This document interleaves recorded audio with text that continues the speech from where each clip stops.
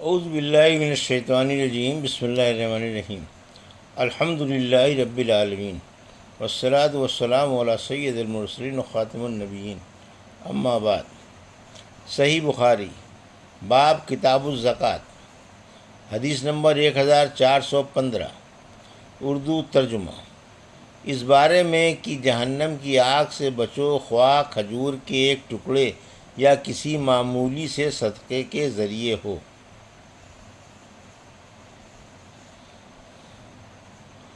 قرآن مجید میں ہے وَمَثَلُ الَّذِينَ يَنْفِقُونَ أَمْوَالَهُمْ، ان لوگوں کی مثال جو اپنا مال خرچ کرتے ہیں، سے فرمان من کل القمرات تک۔ ہم سے ابو قدامہ عبید اللہ بن سعد نے بیان کیا، کہا ہم سے ابو النعمان حکم بن عبداللہ بصری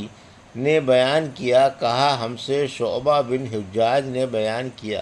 ان سے سلیمان اعمش نے، ان سے وائل نے، اور ان سے ابو مسعود انصاری رضی اللہ عنہ نے فرمایا کہ جب آیت صدقہ نازل ہوئی تو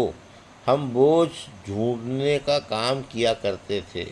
تاکہ اس طرح جو مزدوری ملے اسے صدقہ کر دیا جائے۔ اسی زمانے میں ایک شخص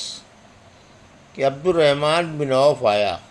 اور اس نے صدقے کے طور پر کافی چیزیں پیش کیں۔ اس پر لوگوں نے کہنا شروع کیا کہ یہ آدمی ریاکار ہے۔ پھر ایک شخص ابو عقیل نامی آیا اور اس نے صرف ایک صاع کا صدقہ کیا۔ اس کے بارے میں لوگوں نے یہ کہہ دیا کہ اللہ تعالیٰ کو ایک صاع صدقے کی کیا حاجت ہے۔ اس پر یہ آیت نازل ہوئی، وہ لوگ جو ان مومنوں پر عیب لگاتے ہیں جو صدقہ زیادہ دیتے ہیں، اور ان پر بھی جو محنت سے کما کر لاتے ہیں اور کم صدقہ کرتے ہیں۔ حدیث نمبر 1416، اردو ترجمہ۔ ہم سے سعید بن یحییٰ نے بیان کیا، کہا مجھ سے میرے والد نے بیان کیا، کہا کہ ہم سے اعمش نے بیان کیا، ان سے شقیق نے، اور ان سے ابو مسعود انصاری رضی اللہ عنہ نے کہا کہ رسول اللہ صلی اللہ علیہ وسلم نے جب ہمیں صدقہ کرنے کا حکم دیا تو ہم میں سے بہت سے بازار جا کر بوجھ اٹھانے کی مزدوری کرتے اور اس طرح ایک مد غلہ یا کھجور وغیرہ حاصل کرتے جسے صدقہ کر دیتے، لیکن آج ہم میں سے بہتوں کے پاس لاکھ لاکھ درہم یا دینار موجود ہیں۔ حدیث نمبر 1417، اردو ترجمہ۔ ہم سے سلیمان بن حرب نے بیان کیا، کہا کہ ہم سے شعبہ نے بیان کیا، اور ان سے ابو اسحاق عمرو بن عبداللہ سبیعی نے کہا کہ میں نے عبداللہ بن معقل سے سنا، انہوں نے کہا کہ میں نے عدی بن حاتم رضی اللہ عنہ سے سنا، انہوں نے کہا کہ میں نے رسول اللہ صلی اللہ علیہ وسلم کو یہ کہتے سنا کہ جہنم سے بچو، اگرچہ کھجور کا ایک ٹکڑا دے کر ہی صحیح، مگر ضرور صدقہ کر کے دوزخ کی آگ سے بچنے کی کوشش کرو۔ حدیث نمبر 1418، ہم سے بشر بن محمد نے بیان کیا، کہا کہ ہمیں عبداللہ بن مبرک نے خبر دی، کہا کہ ہمیں معمر نے زہری سے خبر دی، انہوں نے کہا کہ مجھ سے عبداللہ بن ابی بکر بن حزم نے بیان کیا، ان سے عروہ بن زبیر نے، اور ان سے عائشہ رضی اللہ عنہا نے کہ ایک عورت اپنے 2 بچیوں کو لے کر مانگتی ہوئی آئی، میرے پاس ایک کھجور کے سوا اس وقت کچھ نہ تھا، میں نے وہی دے دی، وہ ایک کھجور اس نے اپنی دونوں بچیوں میں تقسیم کر دی اور خود نہیں کھائی، پھر وہ اٹھی اور چلی گئی۔ اس کے بعد نبی کریم صلی اللہ علیہ وسلم تشریف لائے تو میں نے آپ سے اس کا حال بیان کیا، آپ نے فرمایا جس نے ان بچیوں کی وجہ سے خود کو معمولی سی بھی تکلیف میں ڈالا تو بچیاں اس کے لیے دوزخ سے بچاؤ کی آڑ بن جائیں گی۔ حدیث نمبر 1419، اردو ترجمہ۔ کون سا صدقہ افضل ہے، اور تندرستی اور مال کی خواہش کے زمانے میں صدقہ دینا؟ اللہ رب العزت نے فرمایا یا ایھا الذین آمنوا انفقوا مما رزقناکم من قبل ان یاتی یوم لا بیع فیہ ولا خلت،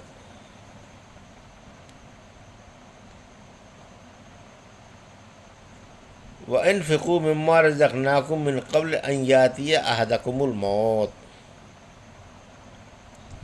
جو رزق ہم نے تمہیں دیا ہے اس میں سے خرچ کرو اس سے پہلے کہ تم کو موت آ جائے۔ اے ایمان والو، ہم نے تمہیں جو رزق دیا ہے اس میں سے خرچ کرو اس سے پہلے کہ وہ دن قیامت آ جائے جب نہ خرید و فروخت ہوگی، نہ دوستی اور نہ شفاعت۔ ہم سے موسیٰ بن اسماعیل نے بیان کیا، کہا کہ ہم سے عبد الواحد بن زیاد نے بیان کیا، کہا کہ ہم سے عمارہ بن قعقاع نے بیان کیا، کہا کہ ہم سے ابو زرعہ نے بیان کیا، کہا کہ ہم سے ابو ہریرہ رضی اللہ عنہ نے بیان کیا کہ ایک شخص نبی کریم صلی اللہ علیہ وسلم کی خدمت میں حاضر ہوا اور کہا کہ یا رسول اللہ صلی اللہ علیہ وسلم، کس طرح کے صدقے میں سب سے زیادہ ثواب ہے؟ آپ نے فرمایا اس صدقے میں جسے تم صحت کے ساتھ بخل کے باوجود کرو، تمہیں ایک طرف تو فقیری کا ڈر ہو اور دوسری طرف مالدار بننے کی تمنا اور امید ہو، اور اس صدقہ خیرات میں جو ڈھیل نہ ہونی چاہیے کہ جب جان حلق تک آ جائے تو اس وقت تو کہنے لگے کہ فلاں کے لیے اتنا اور فلاں کے لیے اتنا، حالانکہ وہ تو اب فلاں کا ہو چکا۔ حدیث نمبر 1420۔ ہم سے موسیٰ بن اسماعیل نے بیان کیا، کہا کہ ہم سے ابو عوانہ وضاح یشکری نے بیان کیا، ان سے فراس بن یحییٰ نے، ان سے شعبی نے، ان سے مسروق نے اور ان سے عائشہ رضی اللہ عنہا نے کہ نبی کریم صلی اللہ علیہ وسلم کی بعض بیویوں نے آپ سے پوچھا کہ سب سے پہلے ہم میں آخرت میں آپ سے کون جا کر ملے گی؟ تو آپ نے فرمایا جس کا ہاتھ سب سے زیادہ لمبا ہوگا۔ اب ہم نے لکڑی سے ناپنا شروع کر دیا تو سودا رضی اللہ عنہا سب سے لمبے ہاتھ والی نکلی۔ ہم نے بعد میں زینب رضی اللہ عنہ کی وفات پر سمجھا کہ لمبے ہاتھ والی ہونے آپ کی مراد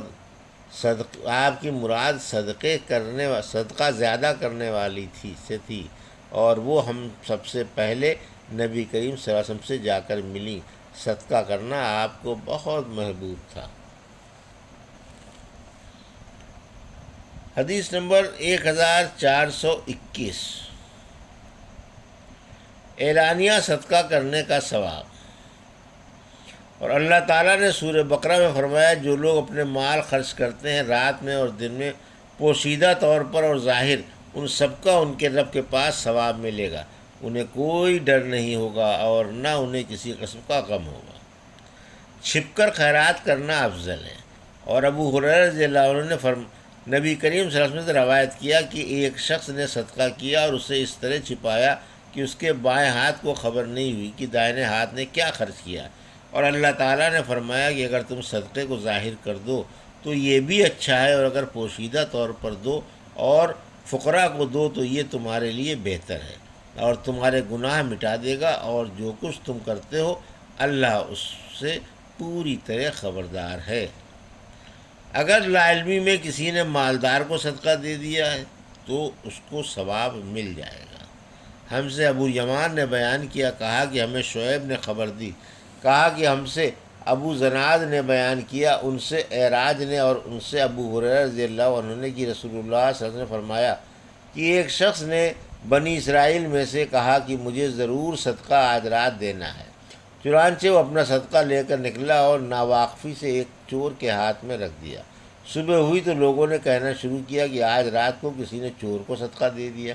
اس شخص نے کہا کہ اے اللہ، تمام تعریف تیرے لیے ہی ہے، آج رات میں پھر ضرور صدقہ کروں گا۔ چنانچہ وہ دوبارہ صدقہ لے کر نکلا اور اس مرتبہ ایک فاحشہ کے ہاتھ میں دے دیا۔ جب صبح ہوئی تو پھر لوگوں میں چرچا ہوا کہ آج رات کسی نے فاحشہ عورت کو صدقہ دے دیا۔ اس شخص نے کہا کہ اے اللہ، تمام تعریف تیرے ہی لیے ہے، میں زانیہ کو اپنا صدقہ دے آیا، اچھا آج رات پھر ضرور صدقہ نکالوں گا۔ چنانچہ اپنا صدقہ لیے ہوئے وہ پھر نکلا اور اس مرتبہ ایک مالدار کے ہاتھ پر رکھ دیا۔ صبح ہوئی تو لوگوں کی زبان پر ذکر تھا کہ ایک مالدار کو کسی نے صدقہ دے دیا۔ اس شخص نے کہا کہ اے اللہ، حمد تیری ہی ہے، حمد تیرے ہی لیے ہے، میں اپنا صدقہ لا علمی سے چور، فاحشہ اور مالدار کو دے آیا۔ اللہ کی طرف سے بتایا گیا کہ جہاں تک چور کے ہاتھ صدقے چلے جانے کا سوال ہے تو اس میں اس کا امکان ہے کہ وہ چوری سے رک جائے، اسی طرح فاحشہ کو صدقے کا مال مل جانے پر اس کا امکان ہے کہ وہ زنا سے رک جائے، اور مالدار کے ہاتھ میں پڑ جانے سے یہ فائدہ ہے کہ اسے عبرت ہو اور پھر جو اللہ عز و جل نے اسے دیا ہے خرچ کرے۔ یہ تھی صحیح بخاری باب کتاب الزکوٰۃ کی حدیث نمبر 1415 سے 1421 کا اردو ترجمہ جو ابھی آپ نے سماعت فرمایا۔ اللہ سے دعا ہے کہ اللہ رب العزت ہمیں ان حدیثوں کی صحیح سمجھ عطا فرما اور ان پر عمل کرنے کی توفیق عطا فرما، آمین یا رب العالمین۔